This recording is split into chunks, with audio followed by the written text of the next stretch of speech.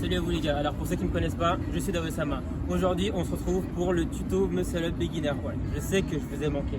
Effectivement j'avais promis plusieurs vidéos, mais à cause du confinement, du Covid, etc.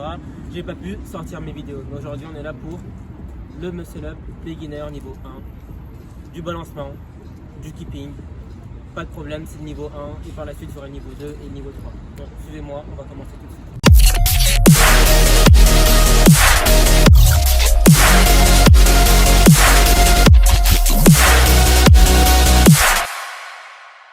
Alors les gars, on va commencer par un truc totalement basique. En fait, c'est sauter sur la barre, créer un élan naturel et ratterrir au sol. En fait, c'est histoire de vous donner une petite vision que du moment où vous attrapez la barre, vous n'êtes pas obligé d'envoyer un élan directement. Votre corps peut produire un élan naturellement sans que vous ayez à forcer. Je vous montre ça. On va partir d'une certaine distance. On va se dire à peu près 2 fois la longueur des bras sur une barre qui est à hauteur d'homme. Là, la barre, je peux l'attraper comme ça, donc il n'y a pas de problème. Une barre à hauteur d'homme, pas une barre beaucoup trop haute parce qu'on va devoir sauter beaucoup trop haut. Et plus on saute haut, plus on produit d'énergie et moins on est efficient. Ok? Là, on part de cette distance-là, on saute sur la barre et on se laisse juste balancer. Et quand on relâche, on atterrit à l'endroit où on a sauté au départ. Ok? Deuxième étape, parce que ça c'est facile, il n'y a pas de problème, tout le monde peut le faire. Je ne vous demande pas de sauter sur la barre et faire un mouvement excessif de la sorte, ou tirer, ou une fois que vous êtes au fond derrière, pousser, ou ramener les jambes de façon pédalo. Non, je vous demande juste de sauter sur la barre, vous laissez aller, ok? Parce que là, il n'y a pas de problème. Normalement, là j'ai perdu personne encore. Deuxième étape, on va mettre un obstacle. Et je vais vous expliquer pourquoi on met un obstacle. Moi, je prends mes parallèles. Je les mets à peu près à la même distance que j'étais de l'autre côté. Je mets ma parallèle debout à peu près ici. On va faire la même chose. On va sauter l'obstacle, mais en faisant le même balancement qu'au départ. Au début, on envoie juste son balancement légèrement. On l'évite sur le côté. On revient. Et on redescend.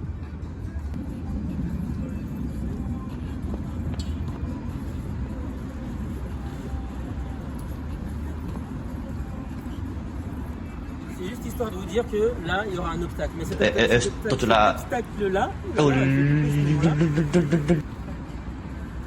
obstacle-là, en fait, il faudra l'éviter en passant par-dessus, en relevant les genoux, en les rabaissant et en les ramenant vers soi. Je vous montre. Premier jet, on esquive l'obstacle, on se laisse revenir. Et au retour, là, on passe au-dessus.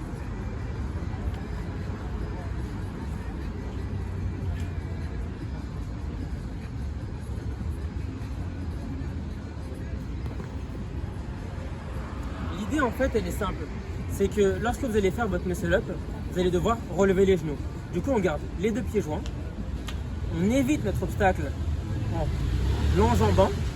Et au retour, on l'évite de la même façon.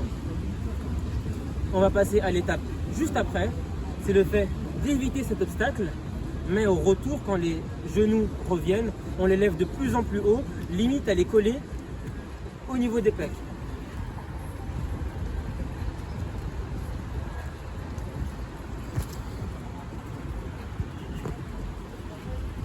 C'est assez simple. Pour vous expliquer la chose, c'est un peu comme un saut. Si vous voulez sauter sur place, comment vous faites?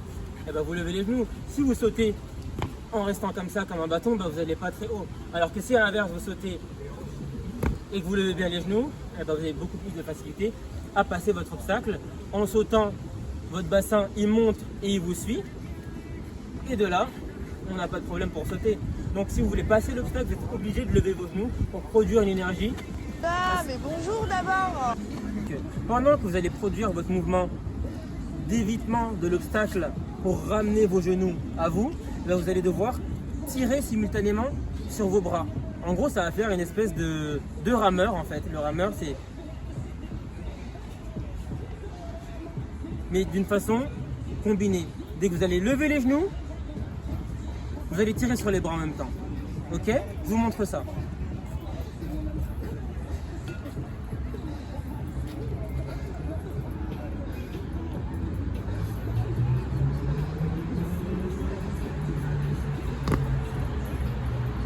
l'idée est simple. Elle veut qu'au moment où vous tiriez, vous ayez une certaine coordination. Et avec cette coordination-là, vous allez réussir à tirer et plier en même temps. Et là, c'est des sortes de prérequis qui sont demandés pour justement avoir le muscle-up basique beginner. Au-delà d'avoir une très bonne poigne, au-delà d'avoir une très bonne coordination, il faut aussi pouvoir faire un certain nombre de tractions. Le certain nombre de tractions n'est pas fixe. Moi, je ne vais pas vous dire vous devez faire 10 tractions, vous devez faire 4 tractions. Parce que moi, j'ai connu des gens, ils n'avaient que 2 tractions et ils avaient ce muscle-up. D'autres en avaient 10, 15, mais vu qu'ils n'avaient pas la coordination, ils n'avaient pas ce muscle-up. Chacun a ses prérequis, chacun a eu une façon de s'entraîner avant qui peut l'amener justement à avoir ce muscle-up là. Ensuite, l'étape suivante, on va passer au niveau des dips pour vous montrer ce qui est de la transition.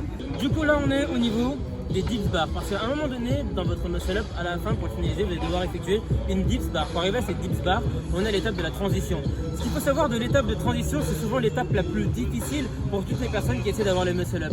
Parfois, vous allez souvent avoir les retours de certaines personnes qui vous diront « Fais attention, quand tu vas faire ton muscle-up, tu ne dois pas faire ça, tu ne dois pas faire ça. » Sachez que à part si vous finissez dans cette posture-là à un bras et que vous restez comme ça, là vous pouvez vous blesser. Parce que votre corps, soit il n'est pas assez souple, soit il n'a pas assez de résistance. Mais ce n'est pas grave pour un premier muscle-up.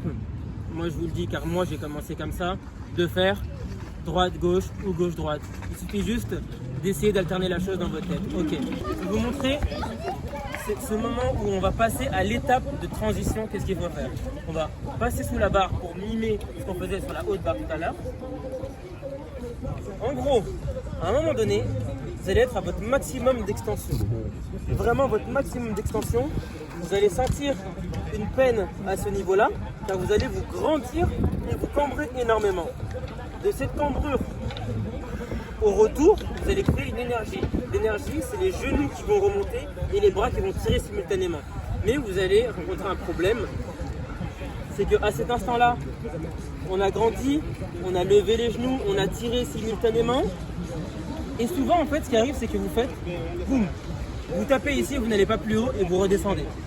Déjà, premièrement, on ne met pas ses pouces au-dessus de la barre. Car en mettant ses pouces au-dessus de la barre, on se confronte souvent à un problème qui est on lâche la barre et finalement notre mouvement est totalement raté. Moi je veux que vous mettiez les pouces en dessous de la barre. Les pouces en dessous de la barre pour que justement au moment de votre transition, de 1, vous n'allez pas faire ça, mais plutôt faire ça, les coudes vers l'extérieur. En mettant les coudes vers l'extérieur, en les envoyant vers l'extérieur, vous allez vachement alléger tout ce qui est niveau poignet. Vous allez pouvoir effectuer votre transition de façon beaucoup plus simple. On a levé les genoux, on a tiré simultanément. Dès qu'on arrive à cette étape où les pecs passent au-dessus de la barre, tout en ayant un léger recul, parce que quand on est collé à la barre, il est beaucoup plus difficile de passer que quand on est un peu éloigné de cette même barre. Arrivé, transition, envoyez les coudes sur le côté. Et à cet instant-là, la poigne, il faut la garder fermement. Parce que si vous relâchez vos mains, ne serait-ce qu'un instant, et que vous n'avez pas la technique, en fait, ce qui va se passer, c'est que vous allez vouloir passer, et certains finissent ici, et ils tombent quand même. En fait, le mouvement, il peut être validé, mais ils tombent quand même parce que justement, ils ne s'obstinent pas, justement, ils n'ont pas assez de niaque. Ils pensent que c'est validé, je suis monté, c'est fini. Non, il faut conclure votre mouvement jusqu'à l'étape où vous finissez allongé sur la barre. Et là, après, c'est vous et votre corps, vous poussez et vous effectuez votre dips. Mais je vous assure qu'au moment où vous serez dans cette posture-là, vous aurez tellement d'adrénaline en vous que la dips, vous allez la faire. Même si vous n'avez pas le niveau, même si vous n'avez jamais fait de dips de votre vie. Bon, j'espère que pour vous, ce muscle-up a été bien compris. Il est assez simple, hein, et une fois que vous l'avez, vous pouvez réellement le faire de partout. Autant sur une petite barre ici que sur une haute barre là-bas. Voilà, c'est à vous, c'était Naosama. Au revoir.